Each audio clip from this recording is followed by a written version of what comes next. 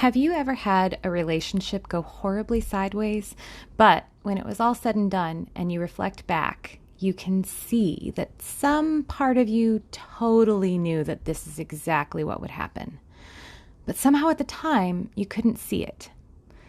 So what if you could figure out a way to look at your relationships straight on and maybe dodge a bullet the next time if there's one to dodge, or possibly figure out a way to shield the relationship and sidestep that bullet together? So I have one odd idea that I ran across that I've been teaching in my breakup workshops for years, and I'm going to share it with you today.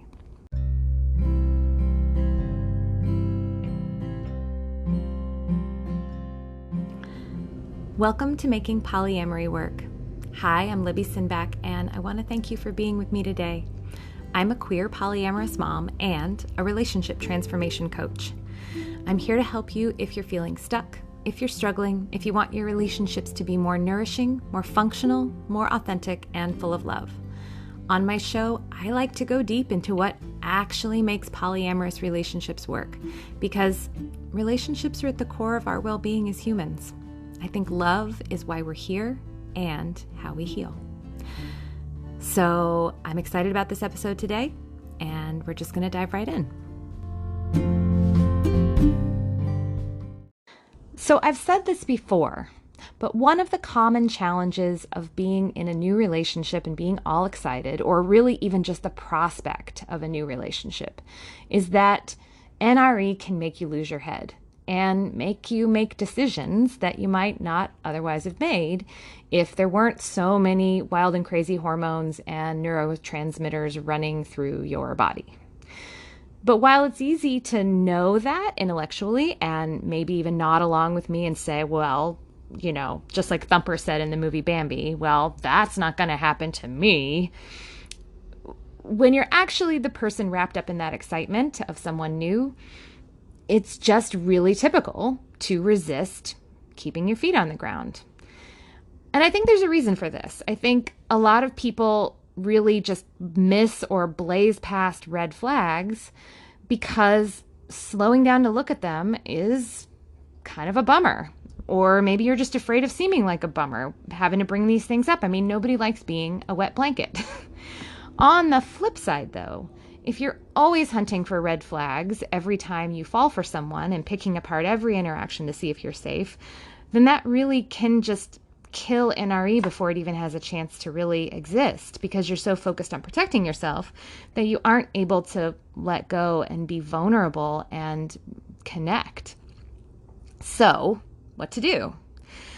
Well, for this episode, I wanted to offer you one tool that I have used that I think is just not very well known and has been hugely valuable to me. It's called the pre-mortem.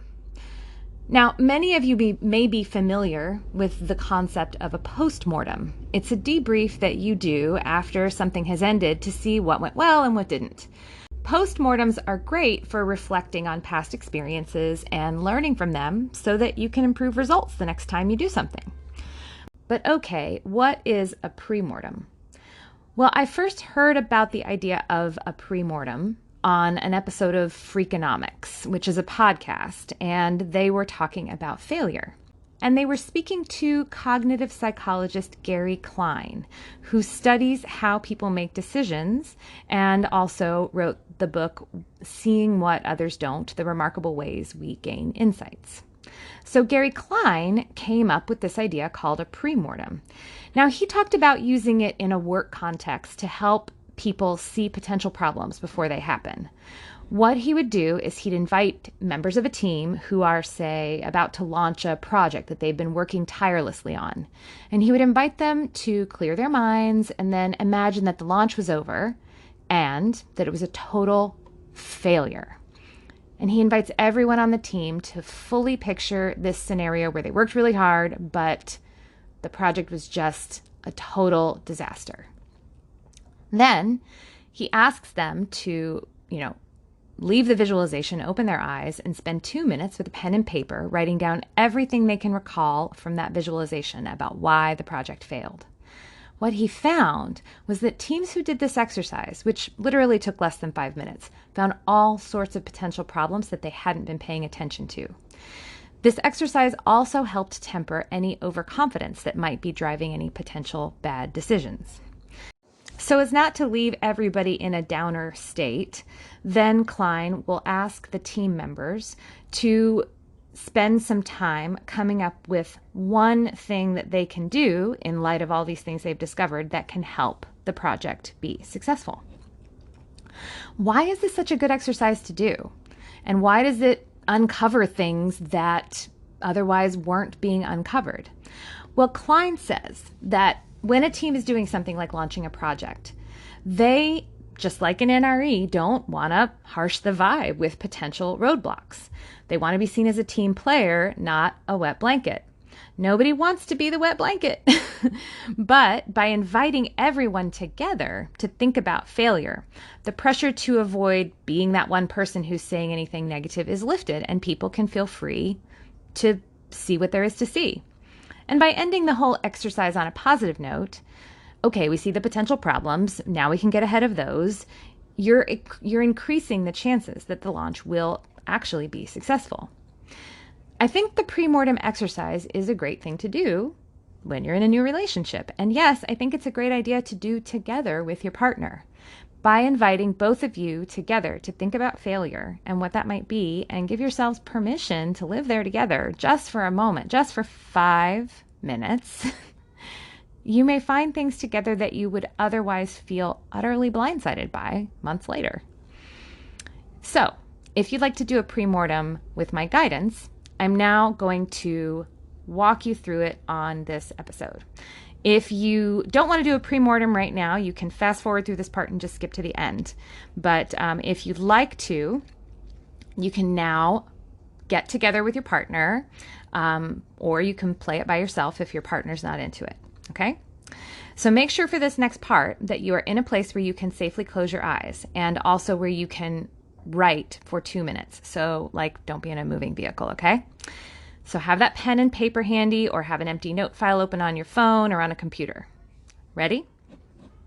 Okay, so first, I want you to find a position that's comfortable for you. Feel your body at rest. Maybe your bottom in a chair, feet on the floor, or if you're lying down, your whole body, feel it supported and at peace. And clear your mind. Take a deep breath in from your belly, and then slowly let it out and release any thoughts in your mind that might be swirling around.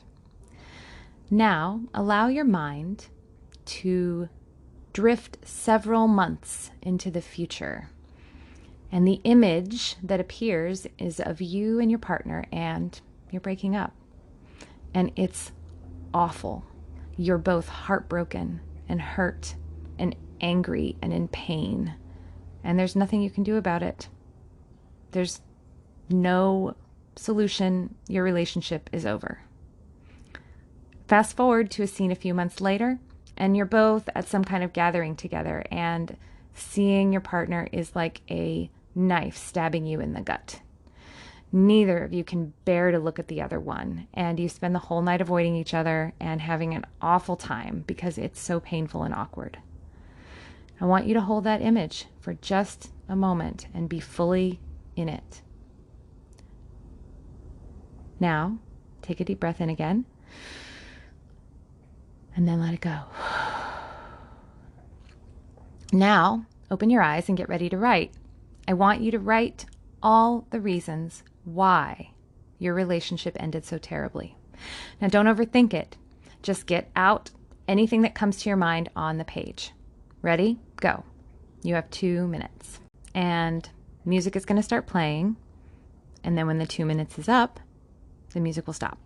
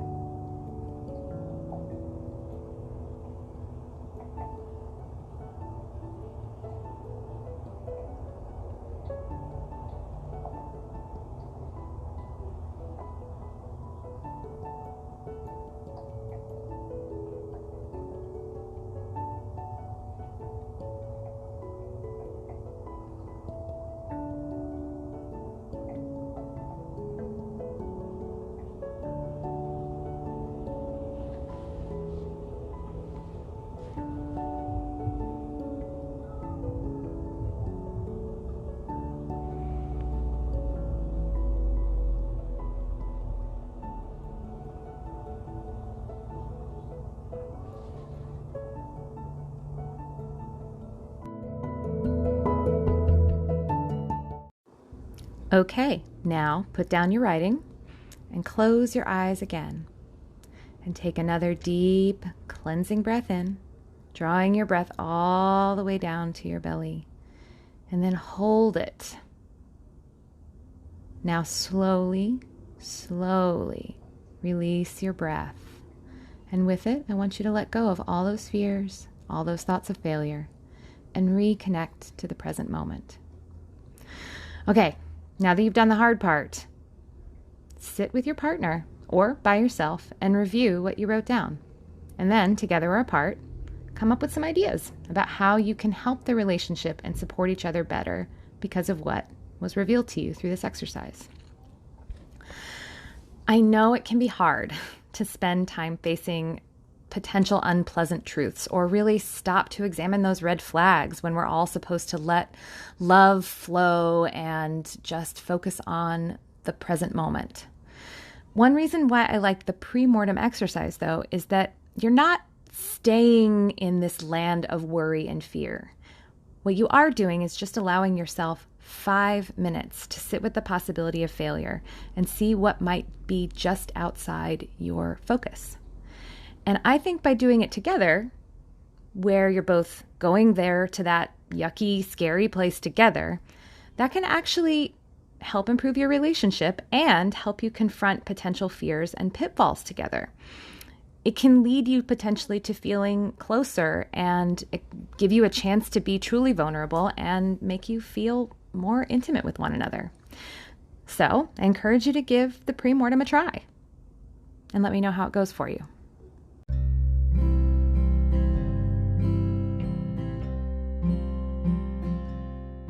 Thank you so much for joining me today.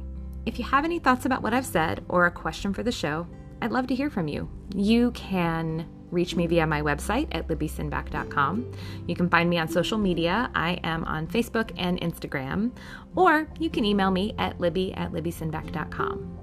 I'll also say that if you're loving my podcast but are feeling like your relationships could use a little more help, this is the work I do with my coaching clients every day.